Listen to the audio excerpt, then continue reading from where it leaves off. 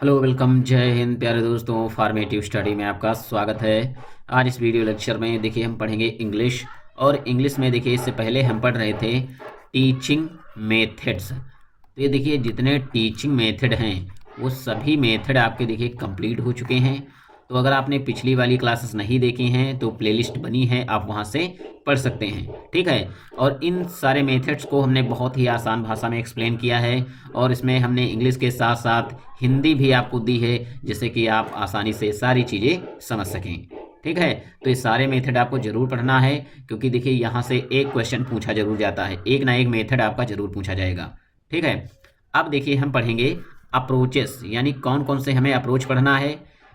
तो देखिए फर्स्ट है अप्रोच देखिए स्ट्रक्चरल अप्रोच, सेकंड है सिचुएशनल अप्रोच एंड थर्ड है ओरल अप्रोच। यानी ये तीन अप्रोच आपको पढ़ने हैं। ठीक है। ये भी देखिए थ्योरी का हिस्सा है। तो देखिए जब आपके ये टीचिंग मेथड्स और ये अप्रोचेस ये सारे कंप्लीट हो जाएंगे तो आपकी जो जितना थ्योरी का पोर्शन है ये पूरा कंप्लीट हो जाएगा। ठीक है। थ्योरी में बस आपको इतना ही पढ़ना है, इसके बाहर आपको कुछ भी पढ़ने की ज़रूरत नहीं है। ठीक है।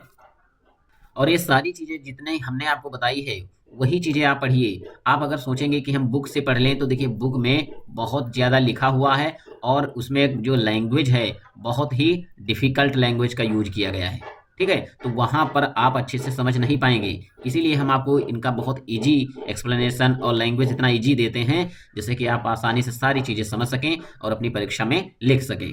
ठीक है। क्योंकि देखिए 7 पेपर होंगे, आपके 7 सब्जेक्ट हैं सेकंड सेमेस्टर में, तो 7 पेपर देखिए आप फर्स्ट सेमेस्टर तो दे ही चुके हैं। कितना कन्फ्यूजन हो जाती है एक दिन में जब 3-3 पेपर होते हैं। तो उसी हिसाब से देखिए हम आपको बता रहे हैं जिससे कि आप सारी चीज़ें समझ लें और आपको देखिए रटना ना पड़े। ठीक है। जिससे सारा कुछ आप अच्छे से लिख कर आएँ और अच्छे मार्क्स लेकर आएँ। तो चलिए आज के वीडियो लेक्चर में हम पढ़ेंगे स्ट्रक्चरल अप्रोच। तो देखिए समझते हैं। तो देखिए structural approach is a method of teaching language. यानी जो स्ट्रक्चरल अप्रोच है वो भाषा सीखने का यानी भाषा सीखने की एक ऐसी विधि है बाई यूजिंग, जिसमें उपयोग किया जाता है यानी प्रयोग किया जाता है सेंटेंस पैटर्न्स यानी वाक्य संरचना का, अगेन एंड अगेन बार बार यानी वाक्य संरचनाओं का बार बार उपयोग किया जाता है, सो दैट ताकि स्टूडेंट्स विद्यार्थी लर्न सीख सके टू मेक बनाना करेक्ट सेंटेंसेस, यानी जिससे बच्चे सही वाक्य बनाना सीख सकें। ठीक है। अब चलिए इसका देखिए हम हिंदी में समझते हैं। तो देखिए इसकी डेफिनेशन, स्ट्रक्चरल अप्रोच भाषा सिखाने की वह विधि है जिसमें वाक्य संरचनाओं, ठीक है, का बार बार प्रयोग किया जाता है ताकि विद्यार्थी सही वाक्य बनाना सीख सकें। ठीक है। तो देखिए इस विधि में बच्चों को सही वाक्य बनाने का तरीका सिखाया जाता है, फिर शब्दों का प्रयोग कराया जाता है। ठीक है। इसमें बच्चे को ऐसे सिखाया जाता है कि वह सही सेंटेंस पैटर्न सीखे, बार बार अभ्यास करे, ठीक है, और खुद सही वाक्य बनाना सीखे। जैसे पहले आपको ढांचा सिखाना है, फिर उस पर शब्द जोड़ना बताना है। चलिए अभी उदाहरण से हम समझते हैं। तो देखिए एग्जाम्पल समझिए।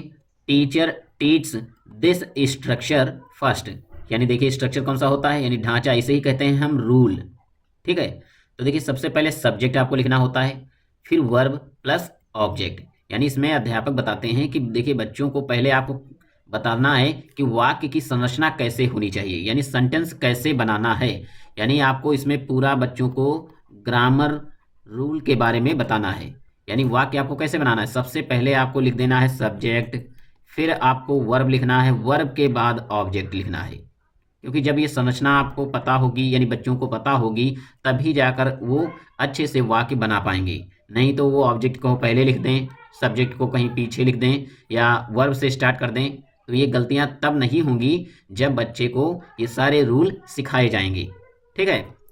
देन स्टूडेंट्स मेक सेंटेंसेस, यानी जब आप ये संरचना बना देंगे यानी ये ढांचा सिखा देंगे जिसको हम कहते हैं रूल, जब देखिए आप रूल सिखा देंगे तो बच्चे देखिए अपने आप वाक्य बनाना सीख जाएंगे।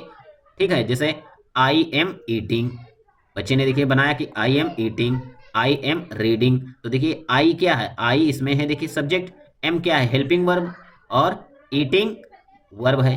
ठीक है, यानी हम कह सकते हैं एक ही ढांचे पर कई वाक्य बनवाए जाते हैं अध्यापक के द्वारा। ठीक है, तो इसमें देखिए सबसे खास ध्यान देने वाली कौन सी बातें हैं। तो पहले इसमें देखिए ग्रामर का ढांचा सिखाया जाता है, यानी ग्रामर रूल्स आपको बताए जाएंगे। फिर उसी ढांचे पर प्रैक्टिस करवाई जाती है, यानी पहले आपको रूल बताना है, फिर उसी का प्रैक्टिस आप बच्चों को करवाएंगे अच्छे से। फिर देखिए बोलने और लिखने दोनों पर जोर दिया जाता है। ठीक है, इसमें ऐसा नहीं है कि आप केवल लिख रहे हैं, बोलने पर भी जोर दिया जाता है। बच्चे जल्दी सही भाषा बोलते हैं। तो देखिए जब बच्चे सही से ग्रामर सीख जाते हैं तो वो देखिए जल्दी भाषा बोलना भी सीख जाते हैं। और इससे होता क्या है, बच्चे गलत वाक्य कम बोलते हैं, ग्रामर मजबूत हो जाती है उनकी। ठीक है, और भाषा सीखना थोड़ा काफ़ी आसान हो जाता है। तो चलिए आगे हम समझते हैं। अगला है देखिए आई एम प्लेइंग, यानी students learn the pattern and use different words with the same structure. यानी देखिए स्टूडेंट लर्न सीखते हैं पैटर्न यानी संरचना को, और फिर देखिए अलग अलग यूज करते हैं शब्दों को। ठीक है, उसी संरचना पर यानी उसी स्ट्रक्चर पर। ठीक है, तो देखिए बस आपको इस अप्रोच में इतना ही लिखना है, इस ज़्यादा कुछ लिखने की जरूरत नहीं है, क्योंकि मैक्सिमम मार्क्स देखिए 2 नंबर का आता है क्वेश्चन। ठीक है, बहुत कुछ लिखने की जरूरत नहीं है। तो अगले क्लास में देखिए हम जो 2 और अप्रोच बचे हैं, ठीक है, उनको कोशिश करेंगे कि एक साथ दोनों को खत्म किया जाए। ठीक है, फिर देखिए हम ग्रामर पर आएंगे। तो चलिए क्लास को यहीं पे विराम देते हैं। उससे पहले अगर आपने अभी तक वीडियो को लाइक नहीं किया तो लाइक कर दीजिए, और चैनल को सब्सक्राइब नहीं किया है तो सब्सक्राइब कर दीजिए। जय हिंद।